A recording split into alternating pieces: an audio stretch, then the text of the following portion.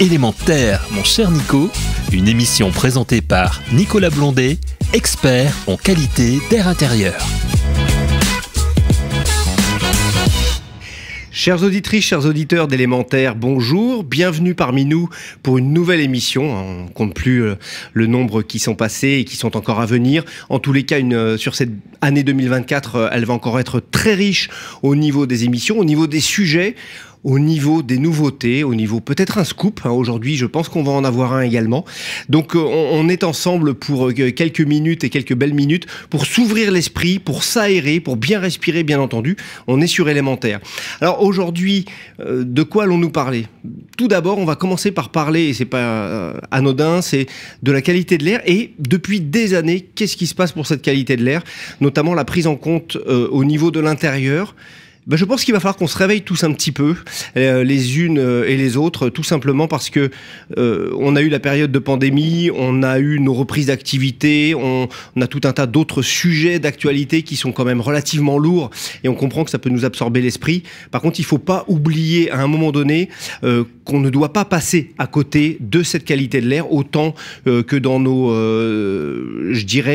actions quotidiennes pour mieux faire. On voit qu'il y a la voiture électrique qui est en train de se développer, mais si on regarde à un moment donné, dans ce brassage d'air dont on a besoin dans nos logements, autour de moi, tous les questionnements que je peux avoir, les discussions, les échanges, qui sont vraiment très riches, on s'aperçoit que finalement, cette qualité de l'air, elle reste quand même, et ces traitements de l'air restent quand même pas mal méconnus et bourrés de a priori, bourrés de on le sait.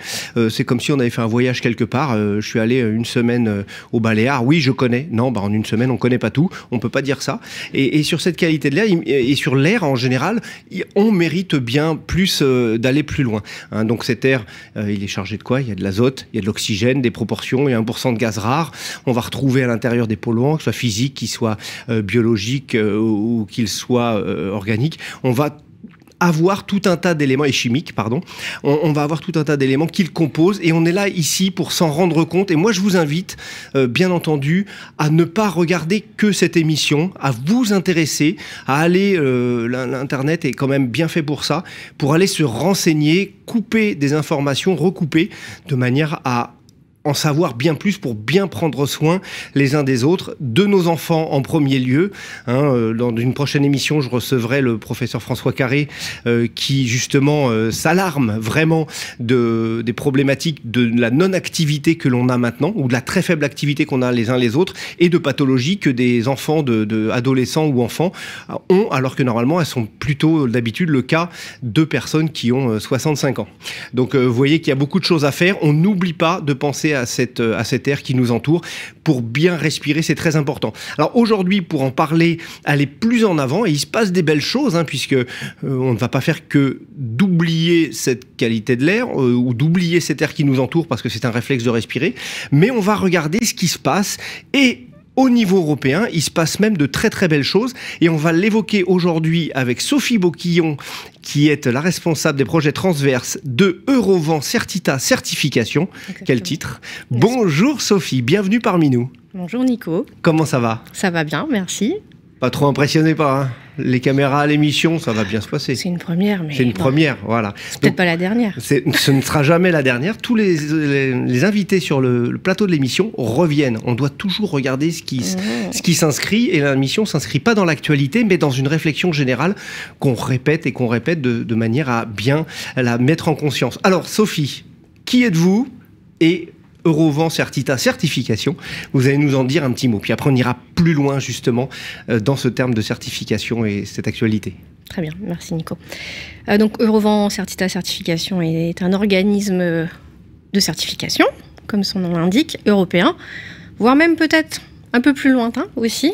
Et on a une réputation plutôt mondiale maintenant.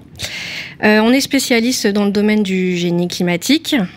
On a à peu près une 50aine de programmes de certification aujourd'hui, uniquement sur le domaine du génie climatique, et on délivre 3 marques de certification principales, qui sont la marque ECP, donc Eurovent Certified Performance, la marque NF et la marque QB. Et la marque QB.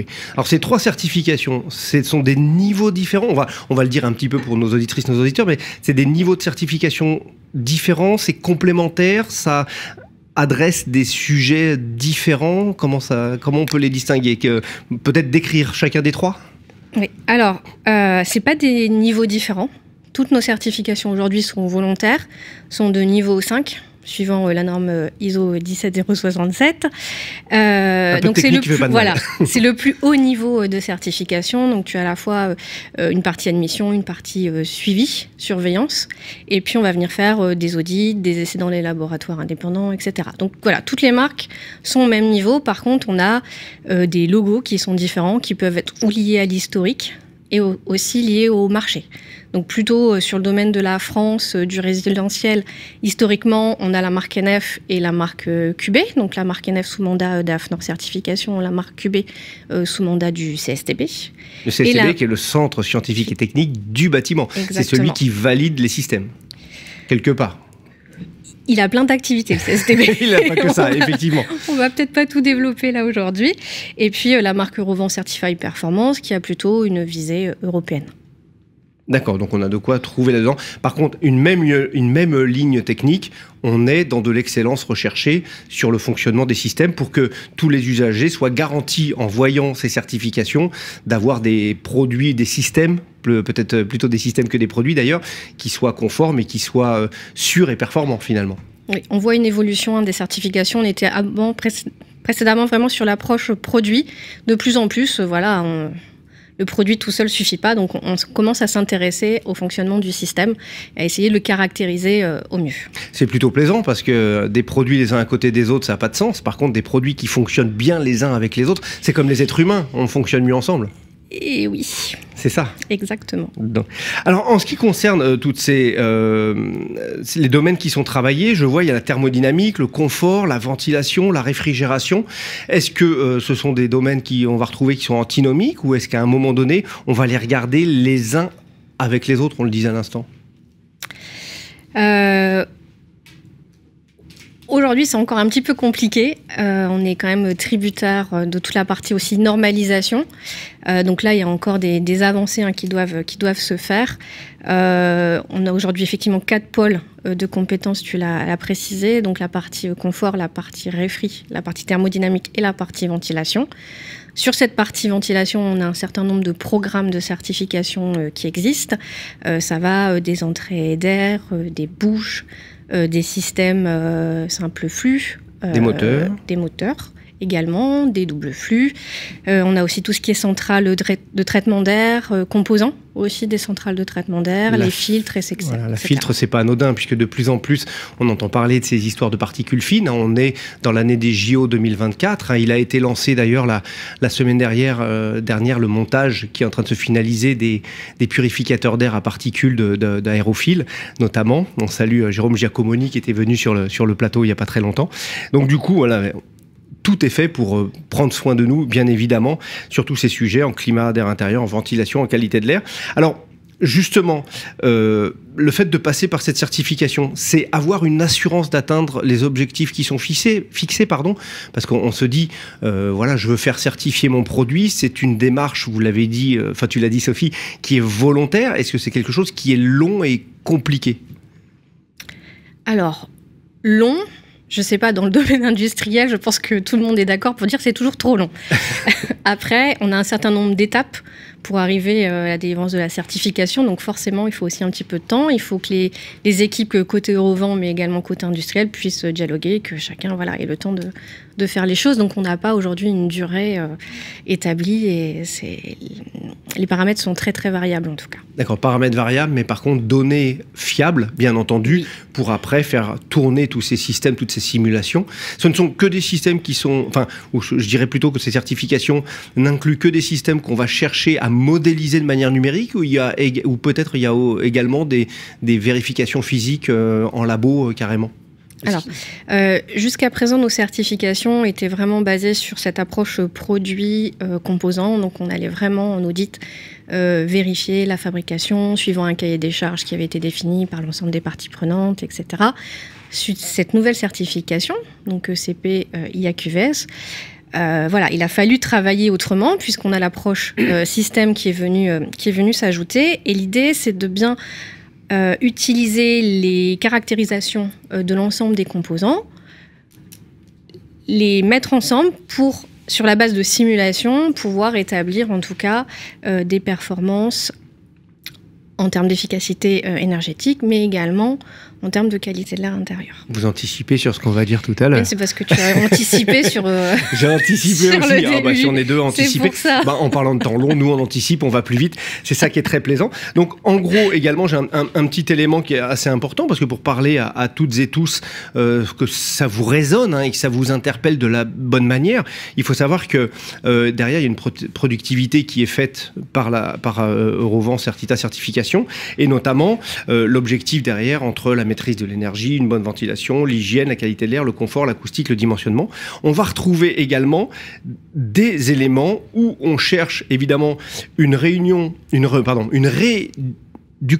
des coûts de la non-qualité, parce que si on cherche à certifier, c'est pour avoir des choses qui fonctionnent, des éléments qui fonctionnent bien, et s'ils fonctionnent bien, c'est qu'on va limiter évidemment sinistralité et autant que non-fonctionnement qui peuvent être dommageables. On le rappelle, pour petite information, dans le logement en France, on est à quasiment 70% de non-conformité. C'est pour ça que la RE 2020 a inclus un protocole de vérification, et tout cela rentre dans cette démarche, et on rentre vraiment à l'heure actuelle dans un schéma où on va se dire, on peut plus se satisfaire d'avoir des taux très faibles. Il va falloir qu'on fasse de mieux en mieux, et les considérations des différents, peut-être pour la qualité de l'air, des différents polluants qu'on va combattre, et puis des systèmes qu'on va mettre en place, c'est pour les faire matcher.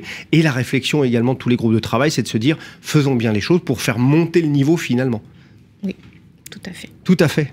Alors, en ce qui concerne tout cela, ça va travailler sur l'économie aussi des projets, parce que tout ça, ça coûte un peu d'argent finalement, mais c'est pas de l'argent qui est investi à fond perdu. Et justement, on avance également, plus que l'argent, mais il vient en bout de ligne, on a aussi de l'assurance, de meilleures conditions d'assurance et un meilleur bilan économique sur les projets, parce qu'il y a eu une certification. C'est-à-dire que l'assureur, quelque part, aussi, lui, sait qu'on a mis des produits de qualité, il va être rassuré, finalement. L'objectif de la certification tierce partie, c'est effectivement de donner confiance dans les annonces qui sont faites par les fabricants pour l'ensemble des acteurs. Donc, dans cette chaîne de confiance, effectivement, l'assureur a sa part également. Il a sa part également, puis on parle beaucoup des assureurs avec les inondations ces derniers temps, mais là pas que, la sinistralité, c'est aussi des systèmes qui sont défaillants et qui peuvent causer quelques dommages. Alors, en ce qui concerne, on va revenir, on est toujours dans la qualité de l'air, on est dans les certifications. Eurovent Certita Certification, c'est une grosse équipe, c'est une grosse entité. Il y a combien de personnes qui la composent ? On est quand même 70 maintenant. 70 ? Ah oui. Ouais, on a commencé vraiment très historiquement à être une douzaine de personnes. Ensuite, on a eu la fusion, on est monté à une quarantaine. Et puis voilà, aujourd'hui, 70 personnes. Et je crois savoir qu'il y a beaucoup de travail au vu du nombre de certifications qui sont faites par an. Donc 70, vous êtes tous bien et très bien occupés, je crois. Oui, pour te donner quelques chiffres, c'est à peu près 400 audits par an, 1800 tests en laboratoire de produits. Oui, il y a de quoi faire. Ah, ça fait quand même 6 tests par jour, et en jour ouvré, c'est même plus que ça. C'est même plus que ça. Ça en fait quasiment 10 par jour en traitement. Ouais, ça commence à faire un sacré job. Alors, tout cela, ça a une finalité, mais également, on ne se dit pas, je vis sur des certifications qui sont anciennes, elles fonctionnent pendant des années et des années, elles suivent aussi le fil de ce qu'on disait tout à l'heure. À l'heure actuelle, plutôt depuis des années, depuis par exemple 36, on parle de l'humidité dans nos logements, la loi de 62, la loi de 82, etc., ou 69 et 82. Par contre, maintenant, on va utiliser d'autres paramètres, et c'est là aussi tout l'intérêt de l'évolution de ce que vous mettez en place pour prendre en compte également ces nouvelles données que l'on doit considérer. Et c'est comme ça, et on parlait tout à l'heure d'un scoop sur le plateau de l'émission, mais merci de le donner ici, l'AIQVS, nouvelle certification européenne, qui est toute récente, mais si je crois bien être informé, elle n'est pas si récente, puisque c'est un travail déjà préalable depuis au moins 2019. Depuis 2019. Vous imaginez, 2019, on est en 2024. Pour arriver jusque-là, pour bien faire les choses, ça prend du temps, on l'a dit. Alors, cette AIQVS, qu'est-ce que c'est et en quoi ça va nous changer la vie et peut-être nous donner plus d'informations pertinentes en tant qu'usager, alors qu'on soit professionnel ou particulier, mais en tant qu'usager de nos matériels. Ouais. Alors tu l'as dit précédemment, on a bouge beaucoup au niveau des réglementations pour baisser en fait la consommation énergétique, etc. Donc fort de ce constat, on s'est dit en ventilation quand même, la fonction première c'est de ventiler. On a vu beaucoup de systèmes faire beaucoup d'efforts pour avoir des basses consommations, très très basses consommations, mais voilà, derrière, qu'en est-il en tout cas de sa fonction première et de la qualité de l'air intérieur? Je me permets une parenthèse, est-ce qu'on fait de la très très basse consommation? Est-ce qu'à un moment donné on ne fait pas de la trop basse consommation et qu'on déséquilibre un peu certains phénomènes qui font qu'est-ce que cette baisse de consommation n'est pas au détriment de notre qualité de l'air? Est-ce qu'à un moment donné on n'a pas un équilibre à trouver? Tant qu'on ne l'a pas mesuré, qu'on ne l'a pas vérifié, voilà. Et c'est votre rôle. Voilà, exactement. On n'a pas d'informations par rapport à ça. Donc effectivement, l'objectif de cette nouvelle certification avec cette approche système, c'était bien de pouvoir faire la balance entre l'efficacité énergétique et la qualité de l'air intérieur.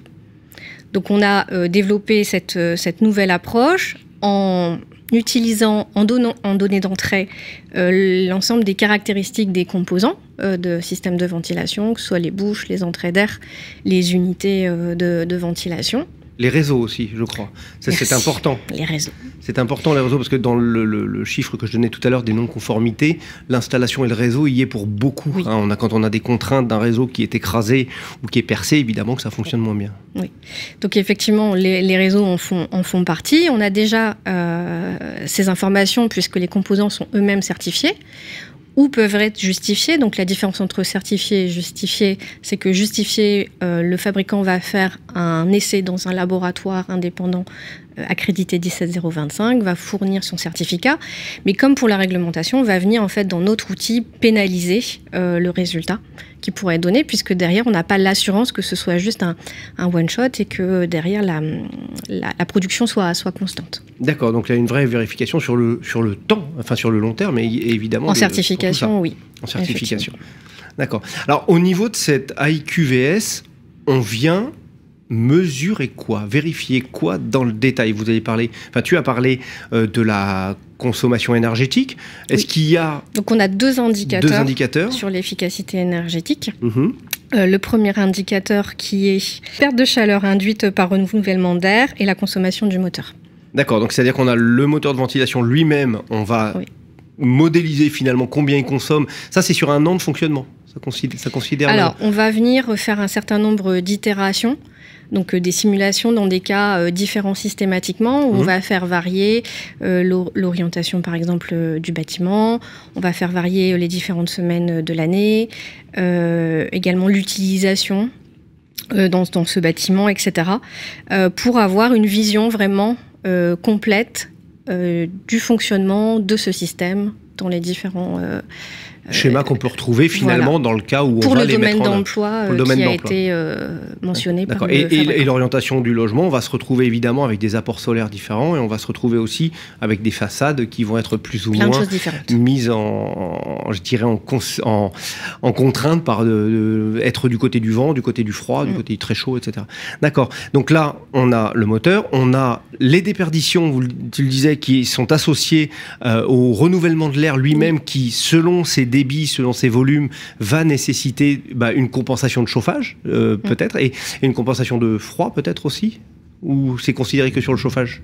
Je crois que c'est que sur le chauffage. Que sur le chauffage. C'est considéré de cette manière. Donc là, on a la partie énergétique et comme elle est traitée. Et après, au niveau de la qualité de l'air, on regarde quoi alors? Alors aujourd'hui, on a défini 3 indicateurs. Donc le CO2, les formaldéhydes et l'humidité. D'accord. Donc l'humidité relative, c'est celle qu'on connaît, qu'on traite et qu'on sait que dans nos logements, s'il y en a de trop, on va trouver des moisissures. En général, c'est ça. Et il faut vraiment les évacuer.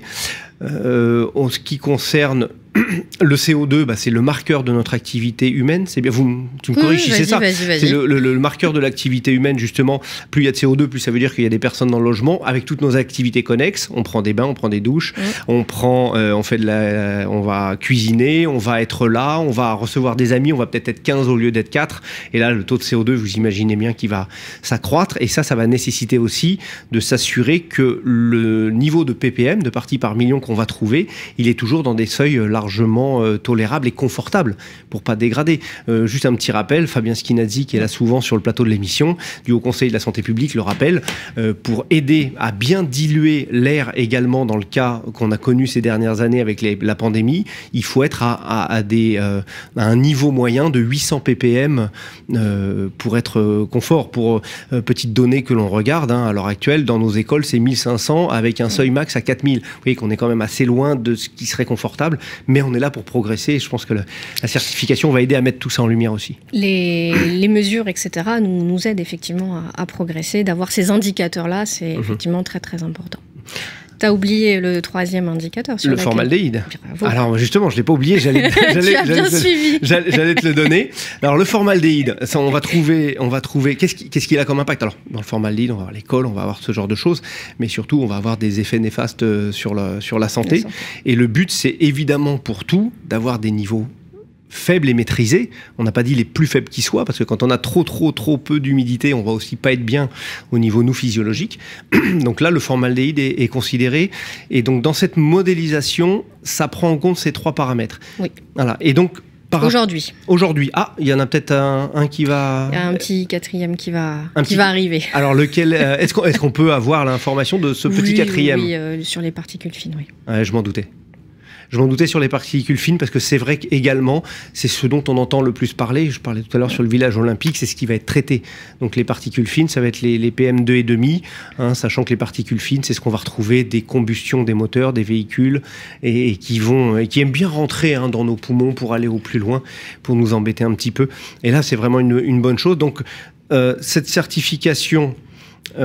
comment se concrétise en fin de compte c'est une note globale qui est donnée, des notes par élément, comment ça fonctionne? Alors, tu as pour la partie qualité de l'air intérieur, tu as une note de 0 à 5 qui va être donnée, 5 étant la meilleure note.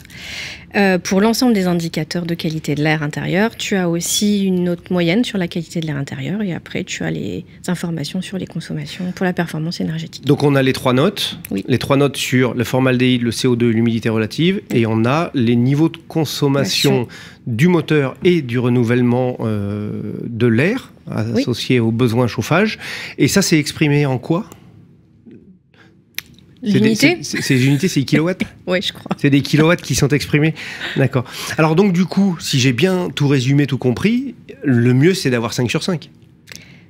Le mieux c'est d'avoir 5 sur 5. C'est d'avoir 5 sur 5. Et quand même avoir des consommations qui soient faibles. D'accord. Parce que il faudrait pas qu'on bascule dans l'effet inverse ou avoir une super qualité de l'air intérieur et aussi des consommations qui soient pas du tout en adéquation avec nos objectifs. Donc l'idée c'est vraiment de faire la balance entre ces 2 indicateurs. Et d'avoir finalement le mieux possible. Oui. C'est ce que j'aime à dire aussi pour les différents chantiers. C'est pas au moins faisant, c'est au mieux faisant. Donc exactement. Là, on cherche vraiment le mieux.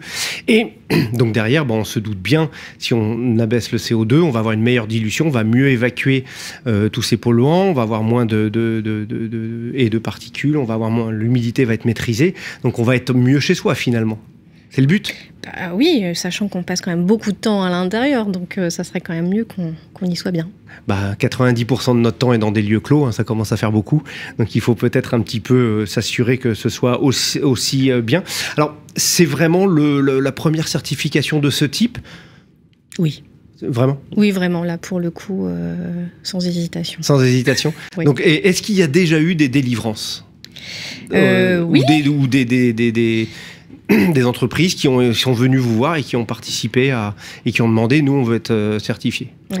Alors, juste avant de répondre à ta question, je vais faire juste une petite aparté sur le processus de certification. Très bien. Donc, vraiment, l'industriel, d'une manière générale, quand il s'engage dans cette démarche, elle est vraiment volontaire. Donc, cet industriel veut vraiment faire preuve de transparence, etc. Après, ils sont propriétaires des résultats. Et donc, ils décident s'ils veulent y aller ou pas y aller. Si l'industriel nous donne son go, on va publier sur le site internet. Voilà. Donc effectivement, là, on a un premier certifié. Je vous invite d'ailleurs à aller regarder sur notre site eurovent-certification.com, le premier certifié. Alors, on le répète, eurovent-certification.com. Donc là, vous aurez toutes les informations sur Eurovent Certita Certification. Tout ce qu'on a vu, je pense, après, je suis allé y faire un petit tour, c'est dans la petite case qualité de l'air intérieur. Oui, tu peux trouver le programme qualité de l'air intérieur où tu trouves les règles de certification. Donc l'idée, c'est vraiment que tout le monde soit évalué sur la base de ces mêmes règles. Ces règles sont connues de tous, que ce soit utilisateurs, prescripteurs, fabricants, etc. Donc c'est disponible sur notre site et également l'ensemble des caractéristiques des produits qui ont été certifiés. Donc ça veut dire, et moi ça me réjouit, ça veut dire qu'enfin on associe notre énergétique et notre qualité de l'air et on va chercher des bons résultats pour cette... je dirais, cet ensemble dont on a besoin pour bien faire au niveau de nos logements. C'est une petite révolution dans le monde du bâtiment, finalement, cette certification. Moi, je le vois que d'un très bon augure. Et puis, on voit toujours d'un très bon augure d'accepter de se faire, je dirais, identifier et puis mesurer par des tiers pour la valorisation. Et puis, si on est identifié, qu'on a peut-être des résultats qui sont moins bons, on va peut-être travailler aussi pour les améliorer et faire ce qu'il faut. C'est le but. Effectivement, l'objectif aussi, c'est de pouvoir... le fabricant peut s'évaluer et puis travailler également sur ses produits pour les faire évoluer, pour répondre au mieux aux attentes et aux besoins aussi du marché. Alors aujourd'hui, on a parlé de CPU à QVS, mais c'est une toute petite partie puisqu'on est uniquement sur la maison individuelle. Certainement, l'année prochaine, on passera sur le collectif. Uniquement sur la partie résidentielle. Pour la partie tertiaire, j'avoue que j'ai pas encore trop de visibilité là-dessus. Mais ça trotte dans la tête. Parce que ça paraît aussi une évidence. On a vu les nouveaux textes qui sont sortis en décembre 2022, concernant la prise en compte des bâtiments tertiaires, notamment avec la surveillance de la qualité de l'air pour ceux-ci. Et on voit que le CO2 était pris en compte, j'en parlais tout à l'heure, les consommations énergétiques, tout ça, ça match. Et finalement, on a une convergence des points, une convergence des sujets qui vont nous aider à faire mieux. Et ça, c'est vraiment ce qu'il faut retenir aujourd'hui. On progresse, on continue. Et une actualité... Finalement, merci beaucoup de la délivrer ici encore, Sophie, mais une actualité qui nous amène à se dire l'avenir, il va être mieux, finalement. Oui, on se pose effectivement pas mal de questions. Il y a beaucoup de projets pour récolter de l'information, pour pousser aussi cette réglementation. Là, on est dans une démarche volontaire, donc on est vraiment en amont de tout ça. Il y a des choses qui se préparent aussi sur le résidentiel en termes de réglementation. Donc voilà, tout semble aligné pour que ça suive son cours et que tout se passe bien. Alors si les planètes s'alignent, tout va très bien, qu'elles soient toutes alignées sur la Terre, parce que ça nous va bien, parce que c'est une des rares planètes qui soit complètement respirable, pour nous, du moins. Essayons l'occuper le plus longtemps possible. Voilà, il faut en prendre soin. Encore merci beaucoup, Sophie. Un petit mot de la fin. On rappelle, allez sur le site internet www.certitacertification.com. Et puis vous retrouverez aussi le podcast de l'émission une fois qu'elle aura été diffusée tout de suite après cette émission. Sophie, un petit mot de la fin avant de se quitter? Mais on se retrouvera une autre fois, évidemment, pour suivre ces certifications. Merci Nico pour ton invitation.